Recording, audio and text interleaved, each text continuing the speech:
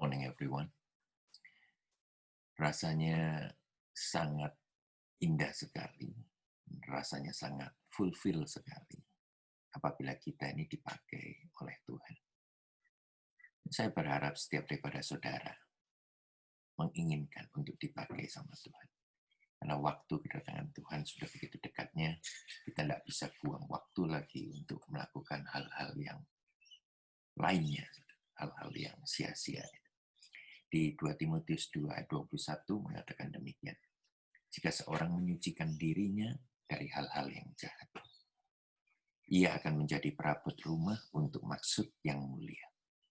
Vessel of honor. Ia dikuduskan, dipandang layak untuk dipakai tuannya, dan disediakan untuk setiap pekerjaan yang mulia. Jadi saudara memang benar-benar disingkirkan daripada dunia yang jahat. Disucikan, dan disiapkan untuk pekerjaan yang baik. Bahkan pekerjaan yang sangat mulia sekali. Tersedia bagi kehidupan Anda. Nah, bagaimana caranya kita bisa ikut antisipasi, ikut partisipasi dalam pekerjaan besar ini. Tuhan menjanjikan bahwa pekerjaan yang mulia. Nah, hari-hari ini saya yakin percaya bahwa Tuhan sedang menyiapkan saudara dan saya untuk pekerjaan-pekerjaan mulia. Ya, tergantung juga kepada saudara dan saya, apakah kita ini available, apakah kita ini bersedia untuk dipakai dengan Tuhan. Bagaimana caranya, Pak Hani? Saya berikan 7 saja, secara singkat. Yang pertama adalah begini. Izinkan Tuhan berpikir melalui pikiran Anda. Izinkan Tuhan berpikir melalui pikiran Anda. Ibrani 10 ayat 16 mengatakan demikian. Aku akan menaruh hukumku di dalam hati mereka dan menuliskannya dalam akal budi mereka. Nah, saudara, Tuhan itulah pencipta. Tuhan mampu meletakkan pikiran Dia di dalam pikiran Anda. Supaya hidup kita ini bergerak di dalam rencana Dia, di dalam keseluruhan dari rancangan Tuhan bagi kehidupan kita. Itu semuanya kita bergerak melalui itu. Ya. Jelas kalau bicara tentang pikiran, dia membutuhkan kerjasama daripada kita sendiri. Nah, tugas Anda, tugas saya juga adalah untuk melatih pikiran, untuk sinkron bersama. Nah, sinkronkan pikiran Anda dan saya untuk sama dengan pikiran Tuhan. Filipi 4 ayat 8 mengatakan bahwa jadi akhirnya saudara-saudara, semua yang benar, semua yang mulia, semua yang adil, semua yang suci, semua yang manis, semua yang sedap didengar, semua yang disebut kebajikan dan patut dipuji. Pikirkanlah semuanya itu. Rasul Paulus berkata, pikirkanlah semuanya itu, jangan yang lainnya. Maka saya yakin percaya saudara dan saya akan semakin hari, akan semakin dituntun oleh pikiran Tuhan. Bagaimana caranya kita tahu kita berubah? Jadi cara kita berpikir. Kalau pikiran ini masih garbage, masih sampah, berarti belum dikuduskan. Tadi dikatakan cawan itu hendak dikuduskan. Diseparate, dipisahkan, dan dikuduskan. Itu penting sekali. Mungkin Anda perlu memisahkan diri dari teman-teman yang pikirannya seperti sampah. Itu yang pertama. Yang kedua adalah izinkan Tuhan melihat melalui penglihatan Anda, melalui mata Anda. Mazmur 141 ayat 8 mengatakan, tetapi kepadamu lah ya Tuhan, Allahku, mataku tertuju. Bagaimana mata kita tertuju kepada apa? Perkara-perkara dunia, nafsu dunia, keinginan daging, keinginan tubuh, dan lain sebagainya. Ataukah kita mengarahkan mata kita, memusatkan mata kita kepada Tuhan saja? Jelas sekali iblis berusaha. Kalau kita pria, dosa kita melalui mata. Istilah dunianya mana tahan, karena kita melihat. Tapi kiranya mata Tuhan, saudara bisa hidup dengan mata Tuhan, ataupun mata Tuhan bisa ada di dalam kehidupan saudara. Cinta akan uang dan dosa kedagingan adalah salah satu dosa besar bagi manusia yang selalu menjauhkan diri mereka daripada Tuhan sendiri.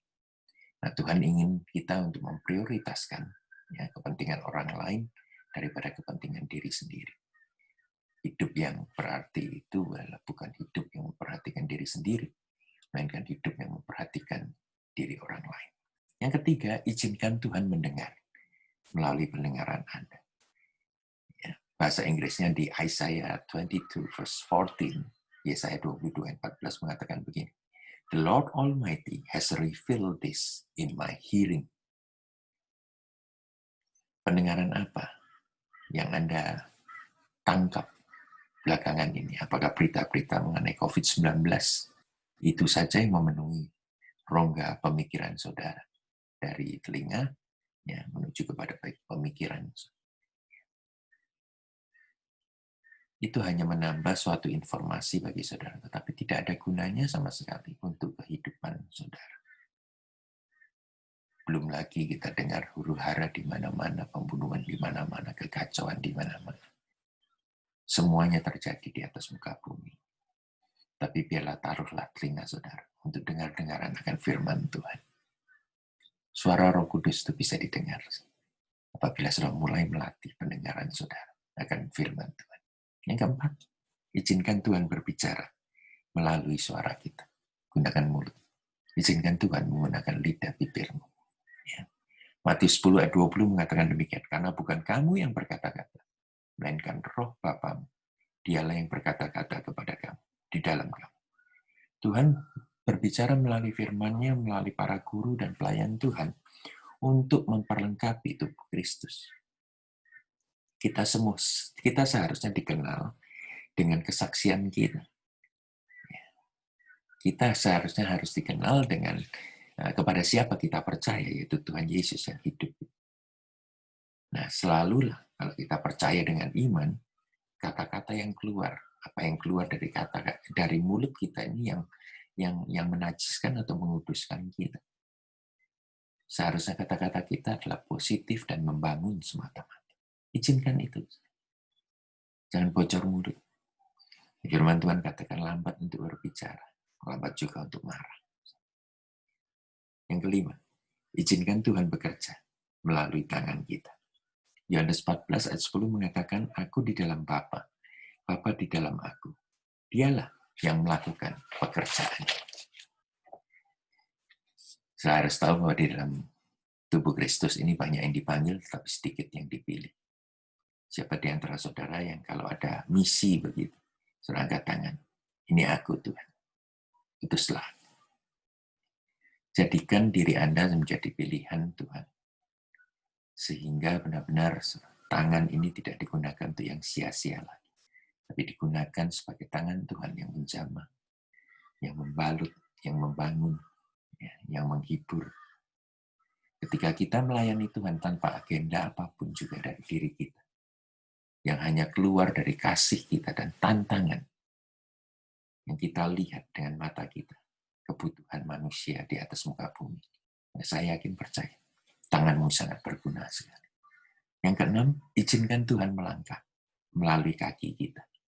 Yosua 1 ayat 9 mengatakan, sebab Tuhan Allahmu menyertai engkau, kemanapun engkau pergi. Mengikuti Tuhan itu adalah mengikuti masa depan. Selalu progresif. Tidak ada stagnan, tidak ada berhenti, itu tidak ada. Setiap hari saudara harus maju. Maju ke depan. Ini membutuhkan kaki yang kuat, kaki yang mau dipimpin, kaki yang mau diarahkan oleh Roh Kudus. Mungkin ketika kita melangkah, kita tidak tahu hasil apa, hasil akhir apa yang kita akan raih. Tetapi selama kita melatih pikiran kita, mata kita, telinga kita, mulut kita, saya yakin percaya bahwa kaki saudara pun akan menyertai. Ya, akan menyertai kehendak Tuhan. Kehendak Tuhan selalu ada dalam langkah-langkah Anda. Kita takut, kita tidak tahu, ya kita bertanya-tanya apa yang akan menjadi hasil akhir.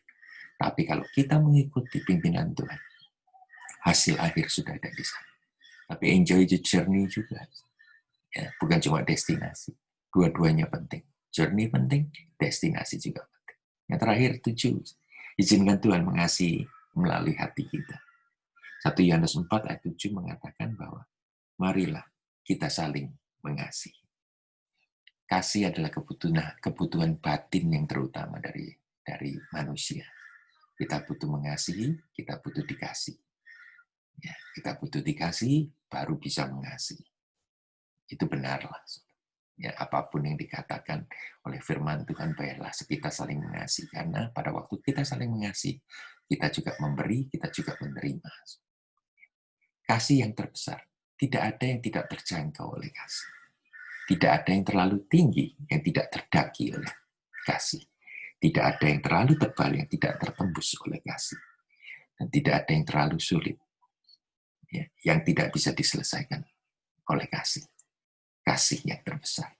Iman, pengharapan, dan kasih. Dari ketiga hal ini, kasih yang paling besar. Kita semua bisa melayani Tuhan dengan keadaan dan kondisi di mana kita berada hari ini. Oleh karena kasih Kristus memenuhi rongga hati kita. Oleh karena itu, jangan biarkan hidup saudara menjadi sia-sia. Love the Lord, love the people, love yourself. In Jesus' name. Amin. Tuhan memberkati saudara.